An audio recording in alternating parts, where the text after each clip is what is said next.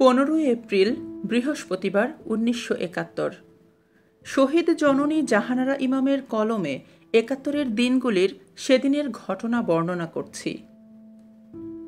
এত আটঘাট বেঁধে রেডিওর লোকের হাত এড়ানো গেল না। সেই 1950 সাল থেকে রেডিওতে প্রোগ্রাম করি, সবাই আমার চেনা। তার মধ্যে নুরুন্নবী খান একটু বেশি। ওর বড় ভাই এহিয়া খানও রেডিওতে, বান্ধবী নূরজাহানের মামা বলে আমিও মামা ডাকি।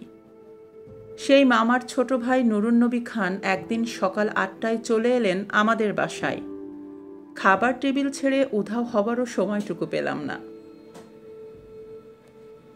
নুরুন্নবী খান ঘরে ঢুকলেন 2 হাত জোড় করে।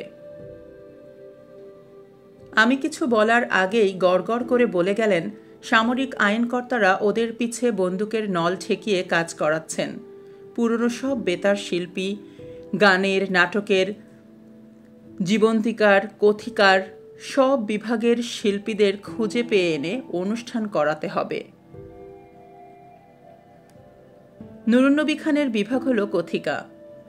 উনি বললেন, বর্তমানে বিভিন্ন বিষয়ের ওপর 5 মিনিটের কথিকা প্রচার হচ্ছে। এই দেখুন, আমি বিষয়গুলোর একটা তালিকাও সঙ্গে নিয়ে এসেছি। এ থেকে আপনার সুবিধে মতো একটা বিষয় বেছে নিন, যাতে আপনারও কোনো বদনাম না হয়, আমারও পিঠ বাঁচে। আমি বেছে নিলাম, গুজবে কান দেবেন না। আজ পহেলা বৈশাখ। সরকারি ছুটি বাতিল হয়ে গেছে। পহেলা বৈশাখের উল্লেখ মাত্র না করে কাগজে বক্স করে ছাপা হয়েছে, আজ বৃহস্পতিবার প্রাদেশিক সরকারের যে ছুটি ছিল জরুরি অবস্থার দরুন তা বাতিল করা হয়েছে। পহেলা বৈশাখ উপলক্ষে ঢাকা শহরে এবং দেশের সর্বত্র বর্ষবরণ অনুষ্ঠানও বন্ধ। কিন্তু সে তো বাইরে, ঘরের ভেতরে, বুকের ভেতরে কে বন্ধ করতে পারে?